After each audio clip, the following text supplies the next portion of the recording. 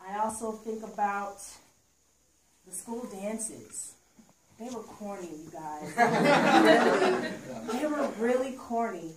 I remember they played this one song at every dance. It was Sir Mix-a-Lot's Big Butts. I like big butts and I cannot lie.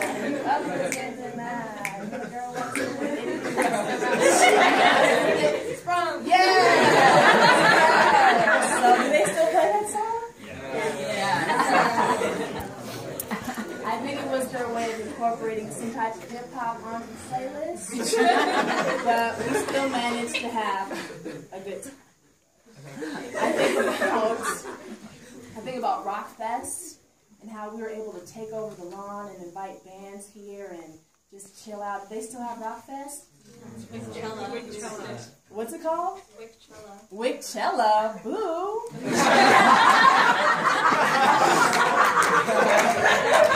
I want to know who came up with that name. Rock Fest sounds so much better. Don't you want to go to Rock Fest? Yes.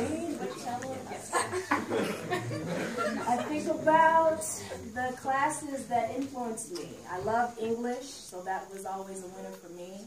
I took Mr. Place's South African history class, which was a great class. I don't know if he still does it. Mr. Mercer had a senior class that he taught about race and social issues. That was another good class. Overall, my experience was good. Flash forward to my senior year. Although my experience overall was good, there were some stressful moments, and my senior year was filled with them. We were studying for exams, while at the same time we were applying to college, worrying about whether or not we were going to get into college, looking at everybody else, trying to figure out who got early admittance, who didn't hear from what school. It was stressful. Very stressful. And I don't know what the energy is like now, but back when I was here, there was this underlying competitive energy amongst students, a constant comparison, which proved to be very stressful. But I'll get more into that a little bit later. I attended LMU, Loyola Marymount University. I graduated with a degree in sociology. However, sociology was not always my first major. When I first got there, I was a theater major. I was involved in theater here on campus. I love theater, and I wanted to continue that. I soon found out that being a theater major at LMU was not the major for me. So I had this brilliant idea of changing majors, and I became a poli-sci major, a completely different field of study. Why, you ask? Let me tell you. I also did debate here. I was co-captain of the debate team. And I was thinking about a job as a lawyer. I soon found out that, number one, you do not have to study poli-sci in order to pursue law. Number two, poli-sci was definitely not the major for me. Luckily, with the help of my advisor, we were able to narrow down my interests, and sociology was it. And I'm very, very glad that I picked that as my major. Flash forward, it is 2010, spring semester, my senior year at LMU. My peers and I are mentally and emotionally preparing for graduation. You can feel the energy and the excitement in the air. Graduation was right around the corner. We were gassed, we were ready. I was ready. 4 years was long enough. It was time to embark on a new chapter and go out into the real world. But what most universities don't talk about with their students is, what happens after you graduate? What happens after you glide across that stage? You're handed that degree that you worked so hard for, and you walk off. What happens? For me and my peers, we were met with a lot of disappointment. Our expectations didn't match our reality. Personally, I expected to be this young, independent woman, professional, out there making money, making moves, living on my own, dating someone that I would soon marry, having my bae, and then it didn't happen quite like that. We had been told that the world was waiting on us. We were LMU Lions. We had our degrees. The world awaits you. But it didn't really feel like that when we graduated. It didn't really feel like the world was waiting on us at all. It didn't really feel like they cared about what my major was. They did care about whether or not I had 2 years' worth of work experience in one field, 3 years' worth of work experience in another field, which none of us had because we were so busy working our campus jobs and studying to stay in school. We were disappointed. It was as though we had finished this race, this 4-year-long race. We crossed the finish line together. High five, girl. Yeah, boom, we did it. We made it. We were expecting to feel some type of relief, only to be encountered by this huge mountain that we didn't know we had to climb, that we weren't prepared to climb. No one gave us any type of clues, no hints. We didn't expect life after college to be easy, but we did expect to have access. After all, that's what we had been promised. That's what we paid all this money for. This degree is supposed to guarantee me access. But what we found out was that our degree guaranteed us nothing. Our degree, although a great accomplishment, guaranteed us nothing. You're only guaranteed what you work for, what you put your time and energy behind. Because essentially your degree is a piece of paper. And I'm not saying this to you to frighten you. I'm not saying this to you to have you stressed out. I'm not saying this to you to have you be discouraged or apprehensive about the future. All of you will be fine, I promise. Just because our expectations didn't match up with reality didn't mean that we were losing. It didn't mean that we were unsuccessful. It simply meant that we were being pointed in a different direction. So not only was finding work challenging, but a lot of us didn't even know what we wanted to do. How many of you know exactly what it is you want to do? Yes, no, maybe so. Okay. Newsflash. The majority of students have no idea what they want to do.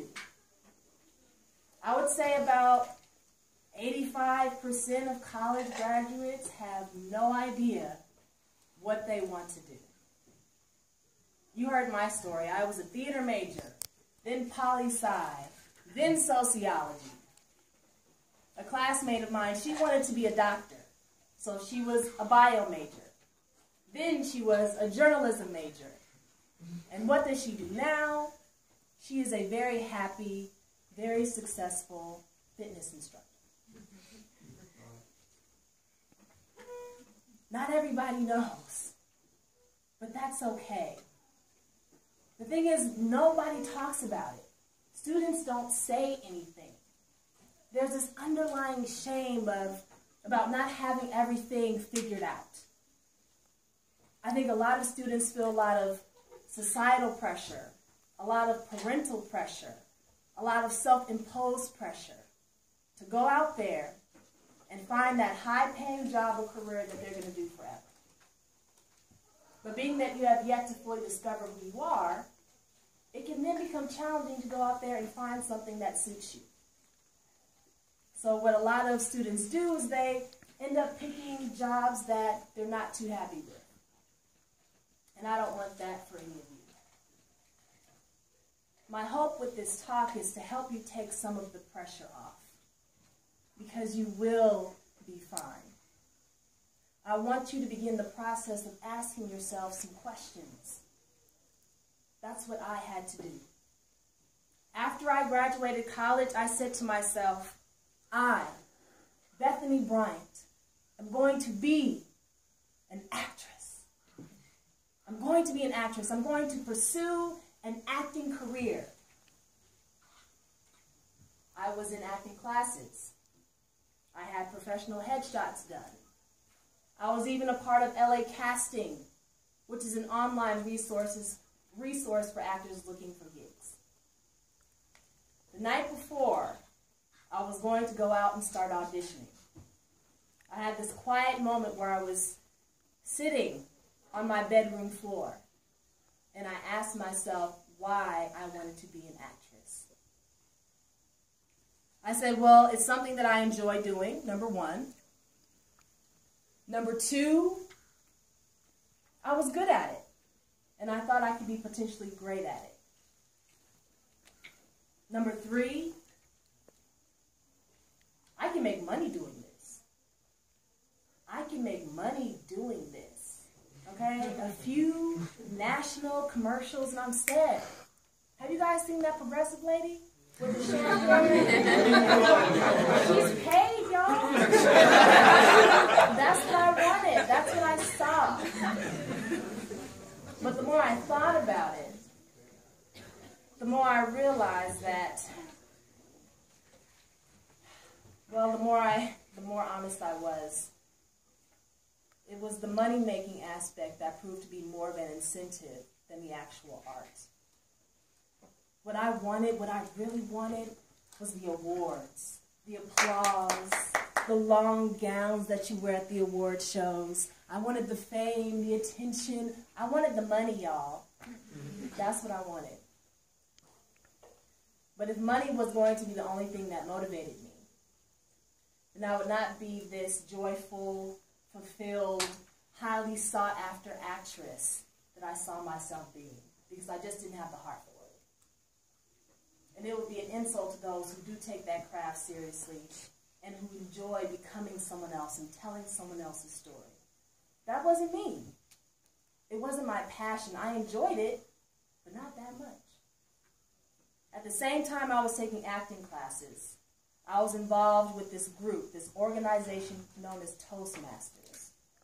Do any of you know Toastmasters? Heard of it? Toastmasters is an international organization that focuses on helping people perfect their public speaking skills. You're given a set number of speeches to write and to deliver to an audience. Once you complete that set of speeches, you're awarded certification as a speaker. The more speeches you do, the higher your certification. And I was putting more energy and time behind the speeches I was going to deliver and the acting scenes I was going to be in. And I decided that night, before I was going to put foot to pavement the next day, to change the direction of my career and focus on teaching, speaking, sharing. And I'm so glad that I did. I'm glad that I took that time to ask myself some questions. I feel like so many of us are just caught up on this hamster wheel and we just keep going and going and going and going. You can get caught up in that, especially here at Chadwick. And you just keep going. And you never stop and ask yourself anything. But we're going to do that today. I'm going to ask you guys a few questions. Don't worry. No need to write anything down. These questions are very easy. These questions are meant to help you discover some things about yourself. These are questions that I asked myself that night. They're very easy to answer. Question number 1.